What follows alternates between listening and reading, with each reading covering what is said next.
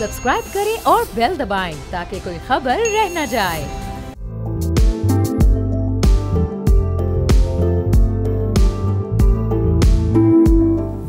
अस्सलाम वालेकुम, मैं बाब जहांगीर। आप देख रहे हैं प्रोग्राम व्यापार। मुल्क की इकोनॉमिक ग्रोथ में बेहतरी के लिए पाकिस्तान चाइना के साथ इकोनॉमिक कोऑर्डिनेशन की ख्वाहिश रखता है। Pakistan people's bank of China और industrial and commercial bank of China से बैंकिंग, इन्वेस्टमेंट और कैपिटल मार्केट में बेहतरी चाहता है।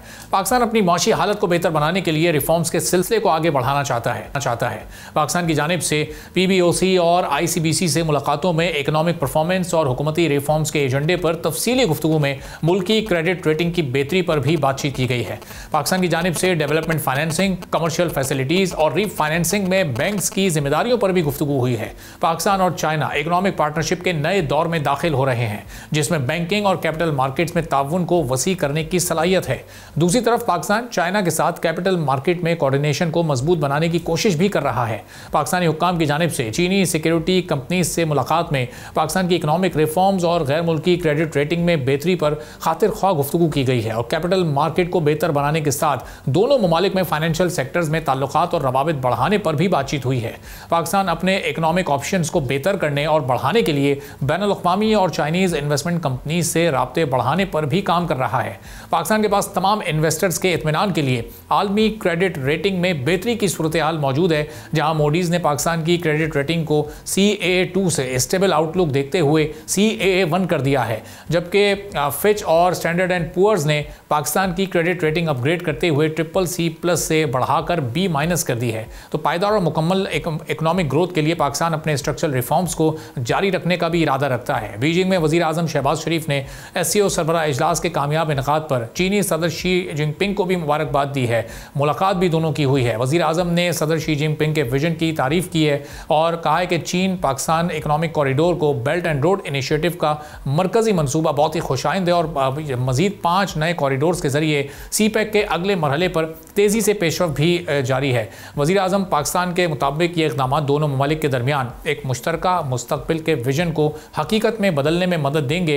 वज़ीर आज़म शहबाज शरीफ ने global governance, global development, global security और ग्लोबल सोलराइजेशन के शोबों में सदर शी जिनपिंग के विजनरी इक़दाम को भी सराहा है और सदर शी जिनपिंग ने वज़ीर आज़म को यकीन दिलाया है कि चाइना पाकिस्तान की इक़्तिसादी तरक्की में हर मुमकिन ताउन जारी रखेगा, ख़ासतौर पर CPEC के दूसरे मरहले में जो पाकिस्तान के अहम इक़्तिसादी शोबों को तक़वियत देने के लिए तैयार किया गया है। दोनों रहनुमाओं ने आलमी और इलाकाई उमूर पर भी तबादला ख्याल किया है और इन शोबों में करीबी ताउन जारी रखने पर इत्तेफाक हुआ कि एक रोज़ के बाद यानी 4 तारीख को B2B कॉन्फ्रेंस होनी है। उसमें कई जॉइंट वेंचर्स पर इत्तेफाक राय होना है, कई MOU साइन होने हैं और दर्जनों एग्रीमेंट्स भी तय पाने हैं और उम्मीद की जा रही है पाकिस्तान की तरफ से कि $5 अरब की इन्वेस्टमेंट चाइना की तरफ से पाकिस्तान में आएगी और इससे ज़ाहिर हमारी इकॉनमी को मज़ीद बूस्ट मिलेगा। डॉक्टर हसन दाऊद साहब हमारे साथ मौजूद हैं जो सीनियर एडवाइज़र हैं चाइना एनर्जी इंजीनियरिंग कॉर्पोरेशन के, फॉर्मर प्रोजेक्ट डायरेक्टर हैं CPEC के।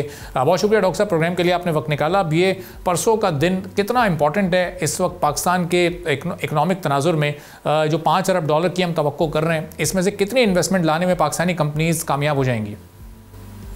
जी बहुत शुक्रिया, आपने बहुत ही मुफस्सल तरीके से पूरे जो विज़िट है उसको एक्सप्लेन किया है और सबसे पहले मैं इसको भी इसी कॉन्टेक्स्ट में आगे बताना पसंद करूँगा कि प्रेसिडेंट शी ने जो तकरीर की है वो बहुत ही इम्पोर्टेंट थी SCO कॉन्फ्रेंस में और उन्होंने जो ग्लोबल गवर्नेंस इनिशिएटिव की बात की उसमें क्लियरली चाइना ग्लोबल साउथ की लीडरशिप को अब ले रहा है, उसको सस्टेनेबल बना रहा है और बायलैटरल इश्यूज़ को वो साइड पे रखते हुए एक मल्टीलैटरलिज्म की तरफ लेके जाने की कोशिश कर रहा है और वो चाह रहा है कि तमाम ममालिक जो हैं वो अपनी इकनॉमिक एजेंडाज़ को पेश करें, उसमें किस तरह इंटीग्रेशन हो सके, चाहे वो इंफ्रास्ट्रक्चर डेवलपमेंट की कनेक्टिविटी के थ्रू हो सके, फाइनेंशियल इंटीग्रेशन के थ्रू हो सके, पीपल टू पीपल इंटरेक्शन के थ्रू हो सके। और ये बहुत सिग्निफिकेंट है। अब हम BRI की बात करते रहे और मैं हमेशा कहता हूँ कि BRI के ऐसे टाइम पे था जब ग्लोबलाइजेशन थी।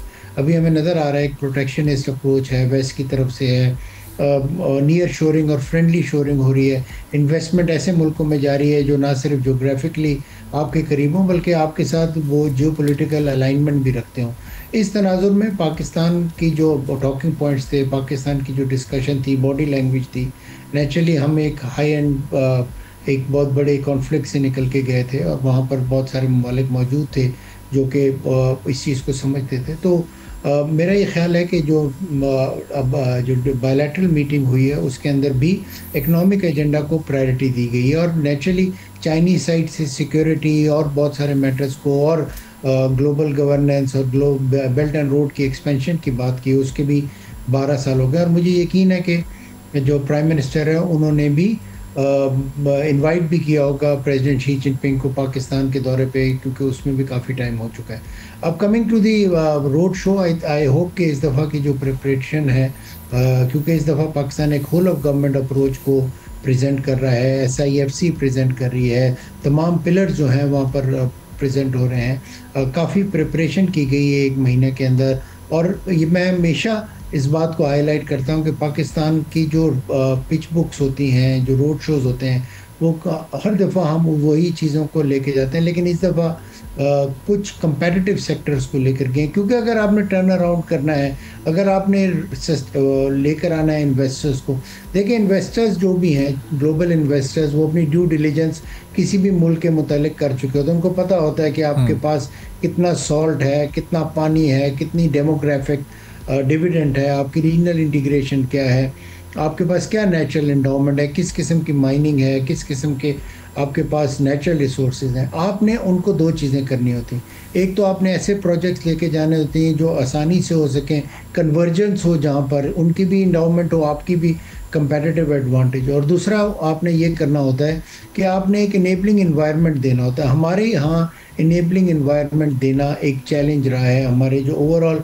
स्ट्रक्चर है, ब्यूरोक्रेसी का जो स्ट्रक्चर है, उसके अंदर ये चैलेंज रहा है। लेकिन SIFC ने अभी एक बेहतर इन्वायरमेंट देने की कोशिश की है, एंड आई होप कि जब यहाँ पर प्रोजेक्ट्स प्रेजेंट किए जाएंगे और हाईलाइट किए जाएंगे तो सबसे ज़्यादा इस चीज़ को फोकस किया जाएगा कि अब हमारा जो सिस्टम है वो कन्वर्जेंस की तरफ जाता है, ईज़ ऑफ डूइंग बिजनेस की तरफ जाता है।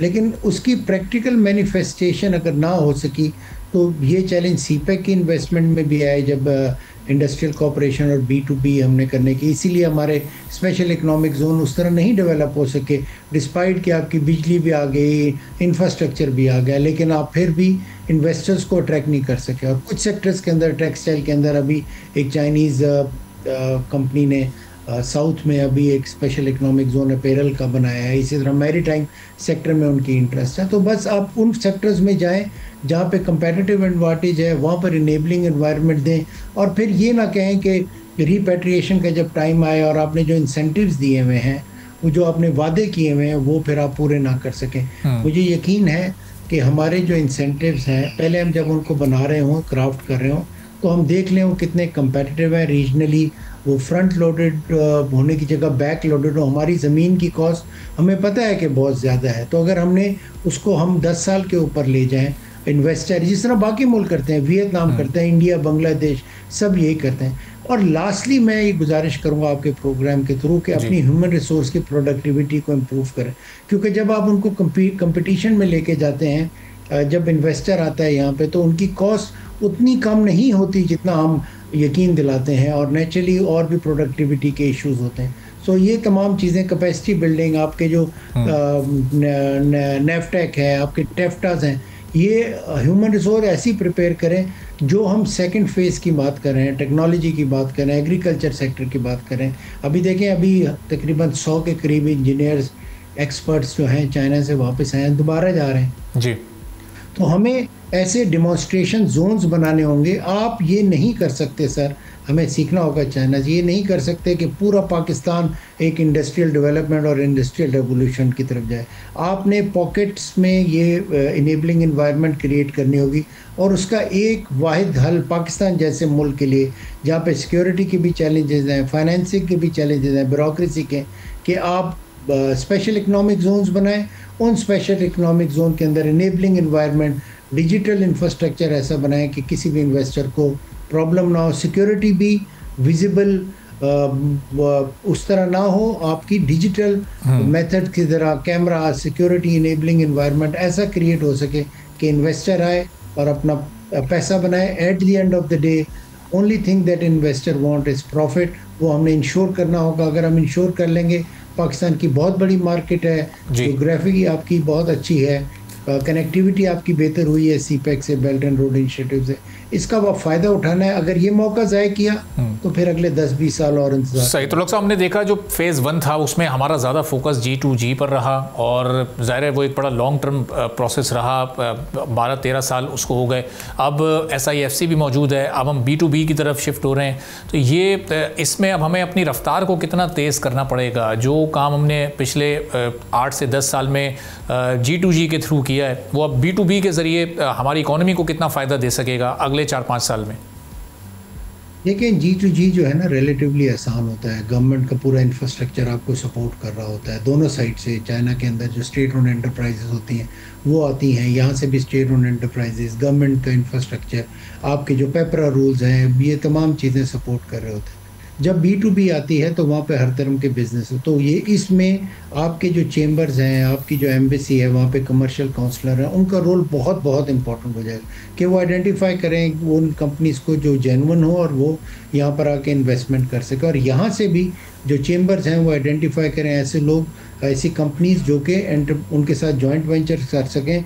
क्योंकि देखिए, मैं आपको एक बात बताऊं कि 2013 के अंदर, उसके बाद सब्सिक्वेंटली 2016 में जब स्पेशल इकोनॉमिक जोन और इंडस्ट्रियल कॉरपोरेशन की बात की गई थी, तो ये डिसाइड किया गया था कि ये जो इंडस्ट्रियल जोन्स होंगे इसके अंदर या तो चाइनीज़ इन्वेस्टमेंट होगी ताकि उनकी टेक्नोलॉजी आ सके, या फिर ये होगा कि वहाँ पर जॉइंट वेंचर्स हो सके। और जॉइंट वेंचर्स के लिए हमारे जो चेंबर्स हैं वो तैयारी करेंगे और वो आगे लेके जाएंगे।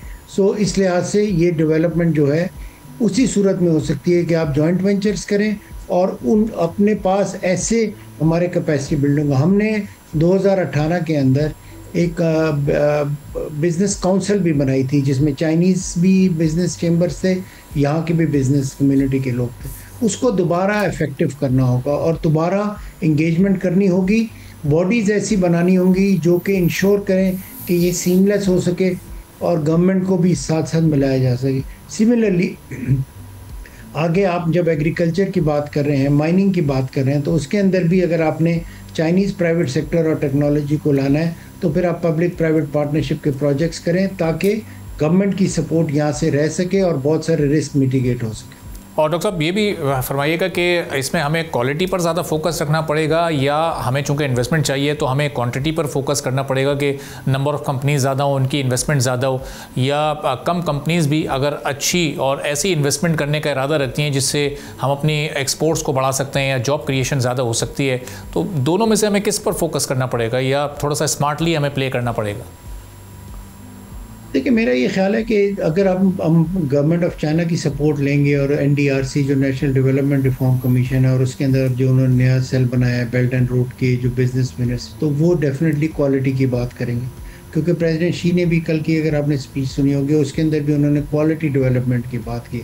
वो हमेशा क्वालिटी डेवलपमेंट की बात करते हैं कि हम ईजी प्रोजेक्ट्स फर्स्ट करें और क्वालिटी डेवलपमेंट की तरफ जाएं। तो डेफिनेटली इससे पाकिस्तान के अपने चैलेंजेस हैं।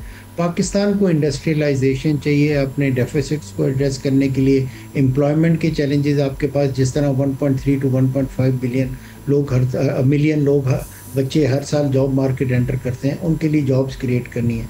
और उसका एक वाहिद तरीका ये है कि आप इंडस्ट्रियल जोन्स या स्पेशल इकोनॉमिक जोन्स बना लेंगे। तो आपने स्मार्टली प्ले करना होगा। लेकिन अगर चाइनीज़ का सपोर्ट चाहिए होगी तो डेफिनेटली वो क्वालिटी की तरफ जाएंगे। अगर एक अच्छा बड़ा इंडस्ट्रियल सेटअप बनता है तो वो बहुत सारे छोटे और लो क्वालिटी सेटअप्स को ख़राब करेगा। देखिए, पाकिस्तान के इस वक्त एनवायरमेंटल चैलेंजेस भी हैं। आप देख रहे हैं कि किस तरह रोज़ हमारी इंफ्रास्ट्रक्चर कोलैप्स कर रहा है बिकॉज ऑफ क्लाइमेट चेंज। तो अगर आपने क्वालिटी को नहीं इंश्योर किया, आपने ग्रीन इंफ्रास्ट्रक्चर, ग्रीन डेवलपमेंट की तरफ नहीं गए, तो फिर आपकी जो क्लाइमेट चेंज इश्यूज़ हैं वो आपको किसी सूरत भी इकोनॉमिक डेवलपमेंट की तरफ नहीं जाने देंगे। तो मेरा ये ख्याल है कि मिक्स ऑफ बोथ, लेकिन फोकस ऑन क्वालिटी।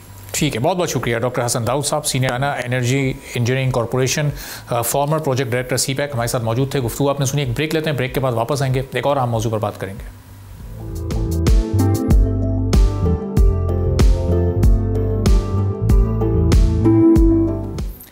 एक बार फिर आपको प्रोग्राम में खुशामदीद कहेंगे। माशी तरक्की में एक्सपोर्ट्स अहम किरदार अदा करती हैं और पाकिस्तान की एक्सपोर्ट्स में टेक्सटाइल सबसे बड़ा सेक्टर है। हुकूमत आने वाले 5 साल के लिए टेक्सटाइल और अपैरल पॉलिसी और नेशनल इंडस्ट्रियल पॉलिसी को हतमी शक्ल दे रही है, जिससे मुल्क की इंडस्ट्री को आलमी कॉम्पिटिशन के काबिल बनाना, ट्रेड में मुश्किलात को दूर करना और लॉन्ग टर्म एक्सपोर्ट्स में इजाफे को यकीनी बनाना है। टेक्सटाइल और अपैरल की पॉलिसी का मकसद मैन्युफैक्चरिंग कॉस्ट कम करना, वसाइल की पैदावारी सलाहियत बढ़ाना, वसी तहकीक, मार्केट को फरोग देना और आलमी मंडी में पाकिस्तान का हिस्सा बढ़ाना है।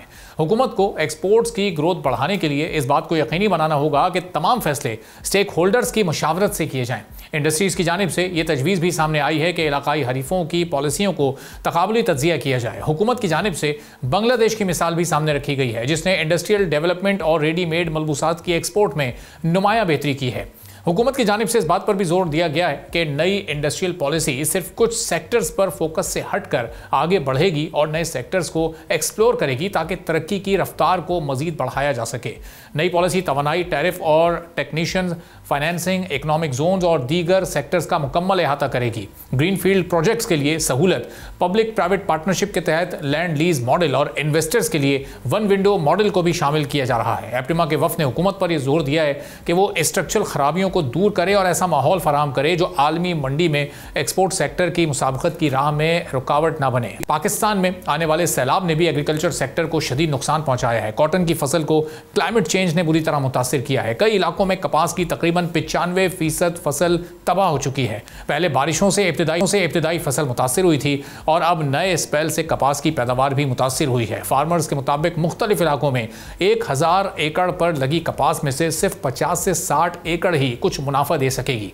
पाकिस्तान कॉटन जिनर्स एसोसिएशन के मुताबिक 8 लाख एकड़ पर कॉटन की इब्तिदाई फसलें मुतासिर हुई हैं। कॉटन की फसलें मुतासिर होने से जिनिंग फैक्ट्रीज में कपास की आमद में भी इंतहाई हद तक कमी हो सकती है और जब ये कमी ज़्यादा होगी तो फिर हमें इंपोर्ट करनी पड़ेगी और उससे इंपोर्ट बिल हमारा मज़ीद भी बढ़ सकता है। कामरान अरशद साहब चेयरमैन एप्टिमा के हमारे साथ मौजूद हैं, उनसे इन दोनों मामलों पर बात करेंगे। तो कामरान साहब, एक तो जो हुकूमत अगली 5 साल पॉलिसी बनाने जा रही है, कितनी बेहतर साबित हो सकती है वो पॉलिसी आने वाले दिनों में टेक्सटाइल सेक्टर के लिए, चूँकि जो एक डिक्लाइन की कैफियत आई थी पिछले 2-3 साल में, उससे हमें रिकवर करना बहुत ज़रूरी है।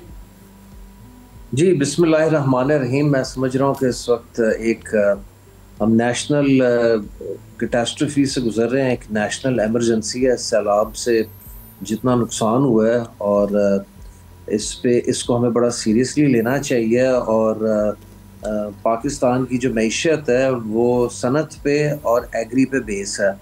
जैसे आपने देखा कि फेडरल बजट से एक दिन पहले इकोनॉमिक सर्वे आए थे। इकोनॉमिक सर्वे में आपकी लार्ज स्केल मैन्युफैक्चरिंग जो थी -3.5%, मनफी 3.5%, और आपकी पांचों बड़ी फसलें -3 से -30% थी। तो ये तो थी पिछले साल की सूरत हाल।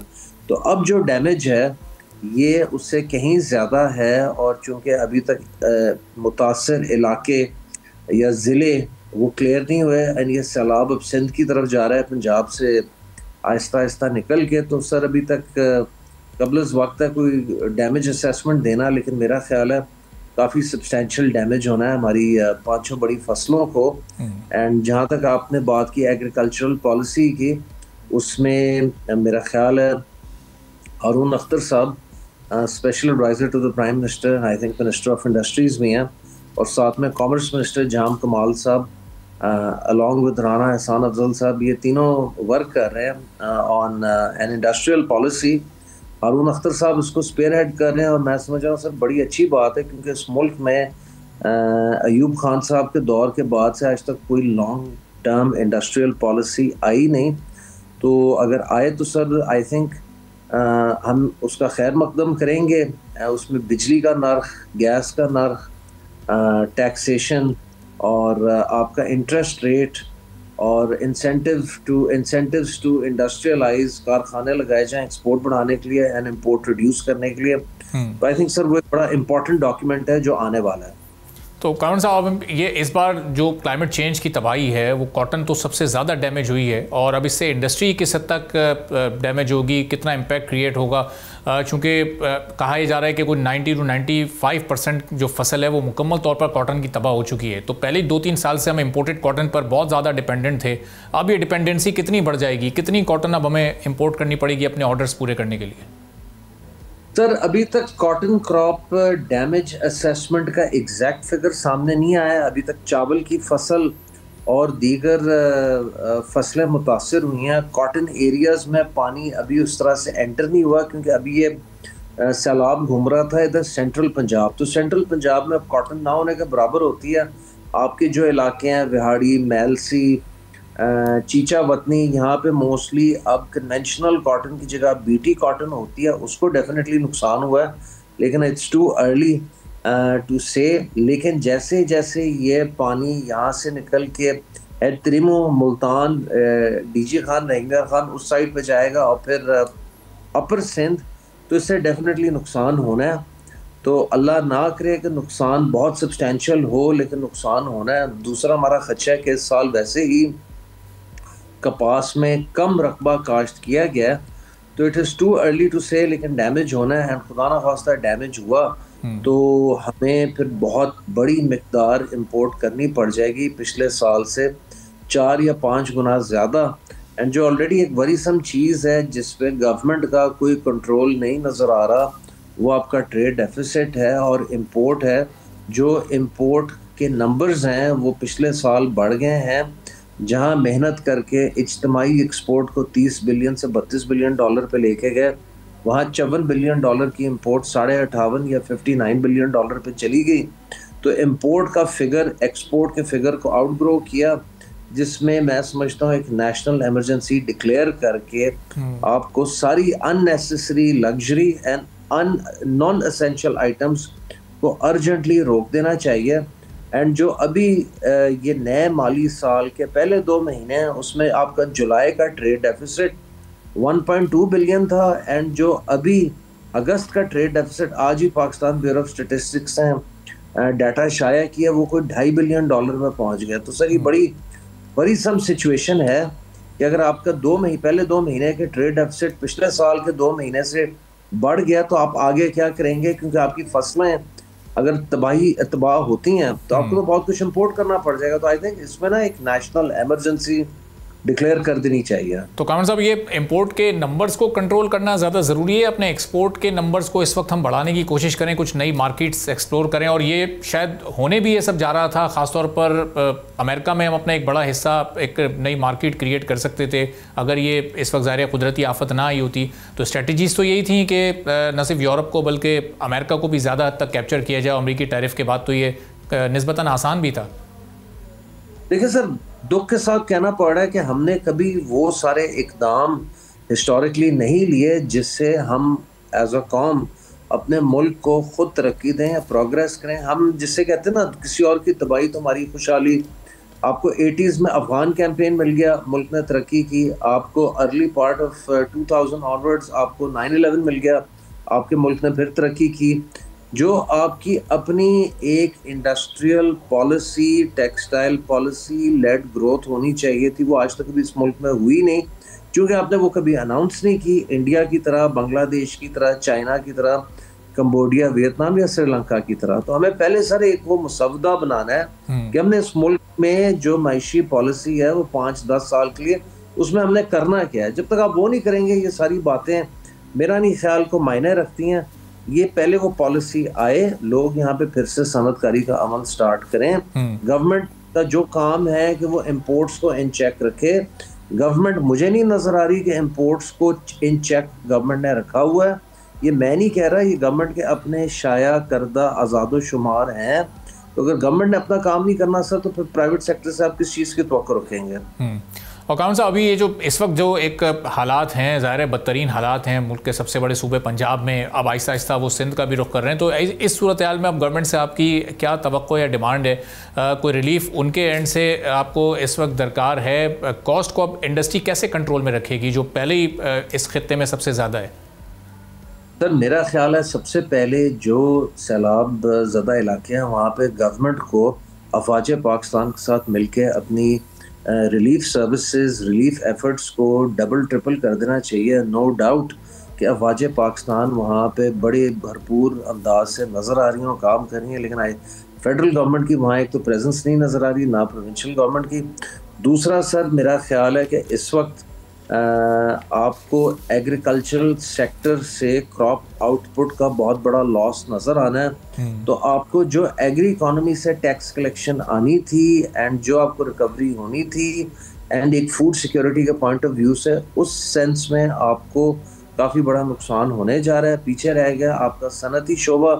सनती शोबे की खुदा के वास्ते सुने, बिजली का टैरिफ रैशनलाइज करें, इसको नीचे लाएं और शरह सूद को भी नीचे लाएं फ़ौरन, बजाय हम 6 महीने वेट करके 11 से 9 पे लाएंगे। आप बांग्लादेश, इंडिया, चाइना, वियतनाम में देखें उधर क्या है, सब जगहों पे 5 से 7-8% चल रहा है। इसको आप अर्जेंट नीचे लाएं। आप अपनी कॉस्ट ऑफ डूइंग बिजनेस को डोमेस्टिक मार्केट पे पास कर सकते हैं, आप इसको एक्सपोर्ट नहीं कर सकते, लिहाजा आपको अर्जेंट बेसिस पे अपनी कॉस्ट ऑफ डूइंग बिजनेस को नीचे लाना है। आपको अपनी इंपोर्ट्स को चेक करना है, क्योंकि ये तो वाज़ेह तौर पे क्लियर है कि बहुत सारा रकबा आपका डूब गया है। चावल की फसल मुतासर होगी और बहुत सारी फसलें मुतासर होंगी। एंड ये कब तक, कॉटन भी, खड़ी कॉटन को कितना डैमेज होता है, क्योंकि आपका रवायती तौर पे जो कॉटन है वो southern Punjab, upper Sindh, lower Sindh and कुछ सेंट्रल पंजाब में पाई जाती है। तो उसका भी कितना डैमेज होना है वो येट टू बी असेस्ड है। ठीक है, बहुत बहुत शुक्रिया कामरान अरशद साहब, चेयरमैन एप्टिमा हमारे साथ मौजूद थे। सुनिए, एक ब्रेक लेते हैं, ब्रेक के बाद वापस आएंगे, एक और आम मौजू पर बात करेंगे।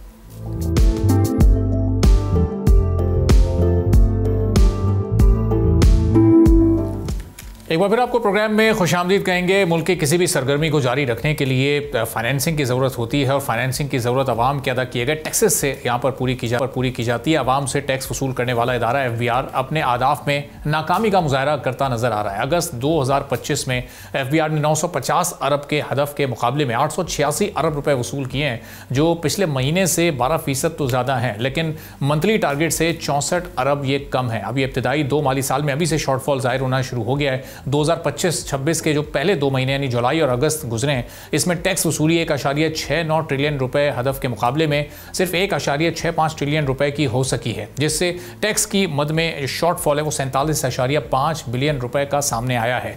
FBR ने सितंबर के लिए टैक्स वसूली का हदफ 1.38 ट्रिलियन रुपए मुकर्रर किया है, लेकिन माली साल के पहले क्वार्टर में 3.08 ट्रिलियन रुपए के हदफ को हासिल करने के लिए सितंबर 2025 में 1.4 ट्रिलियन रुपए वसूल करने की ज़रूरत होगी। और जो इस वक्त मुल्क में मौजूदा हालात हैं उनको देखते हुए बहुत ही मुश्किल लग रहा है। माहिरीन के मुताबिक टैक्स में कमी की वजह एनर्जी कंजम्पशन और स्लो इंडस्ट्रियल एक्टिविटीज़ के साथ टैक्स नफाज के कमज़ोर इक़दाम भी शामिल हैं।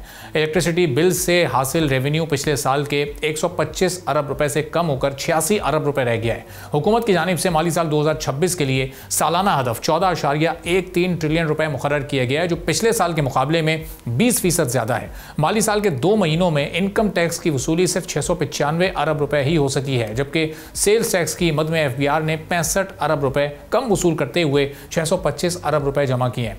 मशरूबात और दीगर अशिया पर टैक्स बढ़ने की वजह से फेडरल एक्साइज ड्यूटी की मद में वसूली हदफ से कुछ कम 113 बिलियन रुपए रही है। फिर जो पेंडिंग कार्गो की क्लियरेंस की वजह से कस्टम्स ड्यूटी अपने माहाना हदफ से बढ़ी है और 200 अरब रुपए यहाँ वसूल की गई है। गैर मुल्की कंपटीशन की हौसला अफजाई के लिए टैक्स में कमी की वजह से इंपोर्ट्स में इजाफे की तवक्को की जा रही है। अब ये पूरी सूरत हाल ज़ीशान मर्चेंट साहब से हम डिस्कस करते हैं, जो टैक्स एक्सपर्ट हैं। इब्तदाई 2 माह में हमने ये शॉर्टफॉल देखा है, तो आगे जबकि मुल्क में इस वक्त सैलाबी सूरत हाल है, बहुत सारे सेक्टर्स हमारे इस वक्त मुतासर भी हैं, खासतौर पर इंडस्ट्रियल सेक्टर, एग्रीकल्चर सेक्टर, तो ये शॉर्टफॉल आगे मजीद भी बढ़ सकता है और ये मजीद बढ़ता है तो फिर क्या सूरत हाल होगी। बहुत शुक्रिया ज़ीशान साहब, प्रोग्राम के लिए आपने वक्त निकाला है। जो अभी 64 अरब की शॉर्टेज हम देख रहे हैं पिछले माह में, तो ये एक्सपेक्टेड थी या FBR ने थोड़ी गफलत का मुजाहरा किया है, और अब आगे कैसे इसको रिकवर किया जाएगा? बिस्मिल्लाहिर्रहमानिर्रहीम जी, thank you very much for having on your program. देखिए, ये तो मंथ ऑन मंथ कलेक्शंस कभी ज़्यादा हो जाती हैं, कभी थोड़ी सी ज़्यादा नहीं हो पाती। इस महीने जो अगर आप देखें तो ये अगस्त का महीना जो था पूरा, ये नॉर्मली बारिशों की नज़र ज़्यादातर हो गया, तो इसमें ऑब्वियसली बहुत सारी चीज़ें हिकअप्स भी आई। प्लस अभी हम जो अगर इसको ऑप्टिमिस्टिकली अगर देखें तो इस महीने में FBR का जो फोकस था वो डिजिटल इनवॉइसिंग की तरफ था और वो इम्प्लीमेंटेशन उसकी तरफ जा रहे हैं, तो आहिस्ता आहिस्ता मेरे ख्याल से चीज़ें कुछ बेहतर होंगी। लेकिन जो सेटबैक है बहुत बड़ा, जैसा आपने भी अपने इंट्रो में जिक्र किया कि 2 तरीके का सेटबैक है। एक तो इलेक्ट्रिसिटी में हमारी रेवेन्यू कम हुआ है काफ़ी हद तक, और दूसरा जो है हमारे जो टारगेट्स थे वो कहीं ना कहीं मीट नहीं कर पा रहे।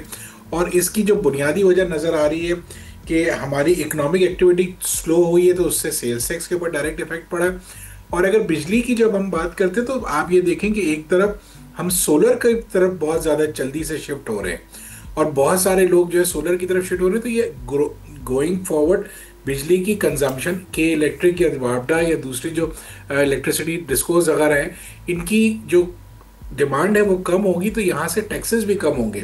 तो इसकी तरफ आपको देखना पड़ेगा। और यकीनन ये जो एक वक्त एक पाकिस्तान को बहुत बड़ा चैलेंज है, ये फ्लड्स का चैलेंज है और इसके सिलसिले में जो तबाहकारियाँ हो रही हैं, जो फसलें ख़राब हुई हैं या जो मवेशी बह गए, तो ये डायरेक्ट इम्पैक्ट करेगा आपकी रेवेन्यू पे।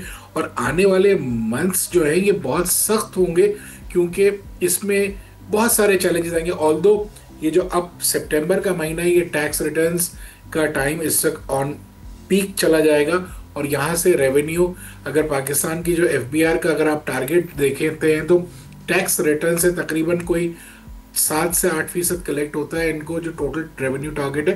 तो इस महीने में थोड़ा सा आपको जंप नज़र आएगा, लेकिन ओवरऑल जो अगर आप बात करते हैं कि गोइंग फॉरवर्ड हम अपने मंथ ऑन मंथ टारगेट्स या क्वार्टरली टारगेट्स को मीट कर सकेंगे, तो आफ्टर द करंट सिनारियो जो अब जो चल रहा है फ्लड सिचुएशन, इसमें मुझे मुश्किल लगता है और कहीं ना कहीं इन टारगेट्स को हमें रिवाइज करना पड़ेगा क्योंकि ये अब अचीवेबल मुझे नज़र नहीं आते जी। और जियान साहब, ये एग्रीकल्चर सेक्टर से या इंडस्ट्रियल सेक्टर से जो इम्पैक्ट पड़ेगा उस पर तो हम अभी डिटेल से डिस्कशन करते हैं, लेकिन जो ऑफ ग्रिड होने से आपने बताया कि इससे टैक्स कलेक्शन में भी कमी आएगी, लोग सोलर पर शिफ्ट हो रहे हैं, तो सोलर पर भी हमने देखा कि गवर्नमेंट ने इस बजट में 10% टैक्स लगाया था, तो वो कमी वहाँ से उसको नहीं पूरा करना मुमकिन हो सकेगा? यकीनन इस वक्त जो आप हमारा जो हम चूंकि एक स्पेसिफिक खबर की बात कर रहे थे ना कि इलेक्ट्रिसिटी से जो है वो टैक्स रेवेन्यू कम हुआ, तो हमें इसका इम्पैक्ट वहां से कंप्यूट करेंगे तो यकीनन 10% सेल्स टैक्स लग गया है इस जुलाई ऑनवर्ड्स। जो भी सोलर की सेल होगी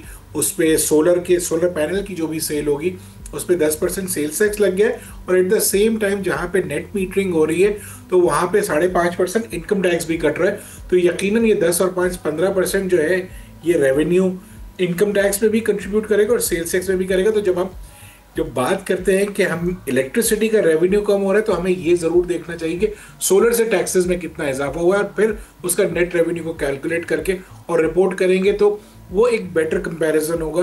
अनलेस चेंज आएगा कि हम ये बात करेंगे 39 बिलियन जो है वो इलेक्ट्रिसिटी से इस महीने में कम हो गया। I think that's not a fair comparison in my view. सही। और गोइंग फॉरवर्ड ये गैप जो है इलेक्ट्रिसिटी का बढ़ता चला जाएगा। अभी जो ज़ाहिर पिछले 2-3 हफ्तों में इस वक्त हालात हुए हैं सैलाब के बाद, हमारी इंडस्ट्री बहुत मुतासर हुई है, हमारा एग्रीकल्चर सेक्टर से बहुत मुतासर हुआ है। अब ये इनका रेवेन्यू कम होगा या ऑर्डर्स पूरे नहीं हो सकेंगे इंडस्ट्री के, तो वो हुकूमत से भी थोड़ी सी वो गुंजाइश मांगेंगे, वो टैक्स रिलीफ की बात करेंगे, एनर्जी की कॉस्ट को कम करने की बात करेंगे। तो ओवरऑल रेवेन्यू जब कम होगा तो उससे इस टैक्स कलेक्शन जो एक पहले ही हमारा बड़ा एक एम्बिशियस टारगेट था, अब उसमें कितनी फिर शॉर्टेज एक्सपेक्टेड है और फिर वो शॉर्टेज कहाँ से पूरी होगी? देखिए, 2 तरीके से केटर करना पड़ेगा, 2 तरीके से इसको हमें फाइट करना पड़ेगा। एक तरफ जो है हमें अपने गवर्नमेंट को अपने खर्चे कम करने पड़ेंगे, कम वाट में खर्चों को कम करना पड़ेगा। जो हम बहुत ज़्यादा खर्चे एग्जॉर्बिटेंटली कर रहे हैं उनको कहीं ना कहीं नीचे लेके आना पड़ेगा। और दूसरी तरफ ऐसे मेजर्स करने पड़ेंगे कि जिससे रेवेन्यू को कोई बहुत बड़ा हिट ना लगे। मैं कहीं अभी पढ़ रहा था थोड़ी देर पहले, मैंने कहीं ट्विटर पे कहीं ट्वीट देखा है कि एक्सपोर्ट्स पाकिस्तान को कुछ अरसे के लिए होल्ड डाउन करनी पड़ेगी ताकि ये जो फूड की स्केर्सिटी ना हो जाए, फूड की शॉर्टेज ना हो जाए, जो चीज़ें हम एक्सपोर्ट करते हैं उनकी शॉर्टेज ना हो जाए।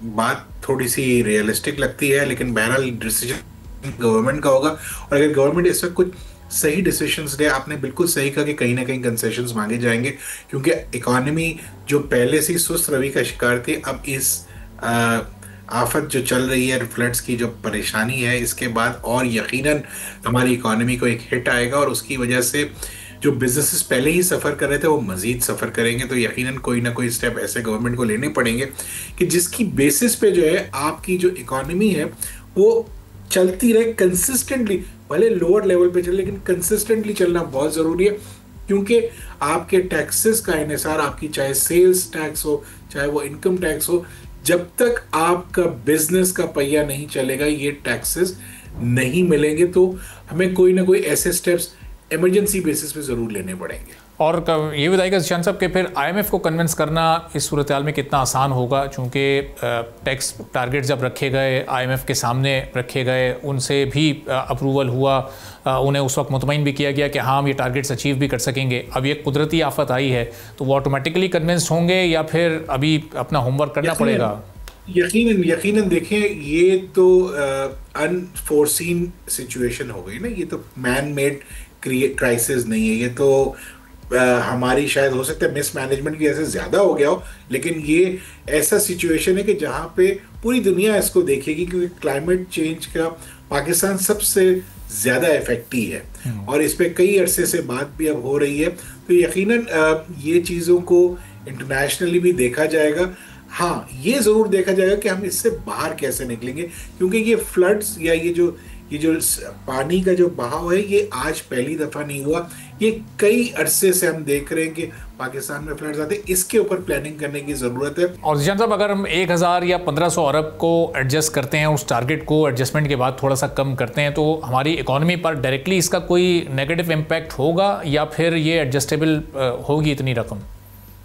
देखिए, ये हम एडजस्ट कर सकेंगे क्योंकि हमें उस लेवल से जो है हमें खर्चे कम करने पड़ेंगे। जब आप एडजस्टमेंट की बात करते हैं कि जब रेवेन्यू कम होगा तो यकीनन आपकी स्पेंडिंग भी कम होगी, तो जो आपका जो PSDP है वो यकीनन वहाँ हिट लगेगी, या जो गवर्नमेंट को चलाने के खर्चे अगर हम उसको सही कर सकें या उसको मैनेज कर सकें तो उससे भी एक खातिर खा हम सेविंग कर सकते हैं। और कलेक्टिवली करना पड़ेगा, ये किसी एक फर्द वाहिद का काम नहीं है।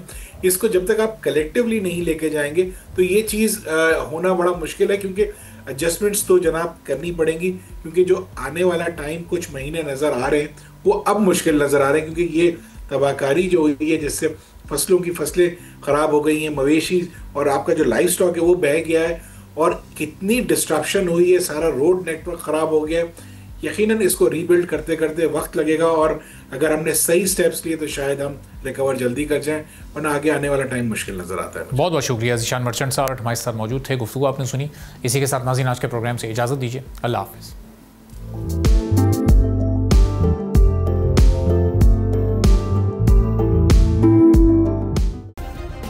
सब्सक्राइब करें और बेल दबाएं ताकि कोई खबर रह न जाए।